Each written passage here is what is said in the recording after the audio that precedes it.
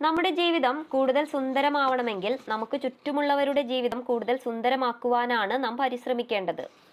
നമുക്ക് ചുറ്റുമുള്ള ലോകം സുന്ദരമാക്കുവാൻ നാം ശ്രമിക്കുമ്പോൾ നമ്മുടെ ലോകം തന്നെ സുന്ദരമായി മാറും. ചിന്തകളിൽ, ബന്ധങ്ങളിൽ, ജീവിത രീതിയിൽ ലാളിത്യമുള്ളവരാകുമ്പോൾ നമ്മൾ ആരോടും മത്സരിക്കാത്തവരായി മാറും. മത്സരിക്കാതെ ആകുമ്പോൾ മനസ്സിൽ സംഘർഷമില്ലാത്തവരും, സംഘർഷമില്ലാതാകുമ്പോൾ സമാധാനമുള്ളവരുമാകും. ആ സമാധാനം നമ്മുടെ കണ്ണുകളിൽ തെളിയുന്നത് ചുറ്റുമുള്ളവർക്ക് കാണുവാൻ സാധിക്കും. ശുഭദിനം നേരുന്നു. ഓരോ അനുഭവങ്ങളും ഓരോ പാഠങ്ങളാണ്. ചിലത് മനസ്സിലാക്കാനും തിരിച്ചറിയാനും. നല്ലൊരു ദിവസം നേരുന്നു. പണം കൊണ്ടും അധികാരം കൊണ്ടും ആളുകളുടെ മനസ്സിനെ കീഴ്പ്പെടുത്തുവാനാവില്ല. വിശാല ഹൃദയം കൊണ്ടും സൽസ്വഭാവം കൊണ്ടും മാത്രമേ അത് സാധ്യമാകൂ. ഏറെക്കാലം ജീവിക്കുക എന്നത് മിക്ക ആളുകളുടെയും ആഗ്രഹമാണ്. എന്നാൽ ജീവിക്കുന്നത്രയും നന്നായി ജീവിക്കുക എന്നത് കുറഞ്ഞ ആളുകളുടെ ആഗ്രഹവുമാണ്.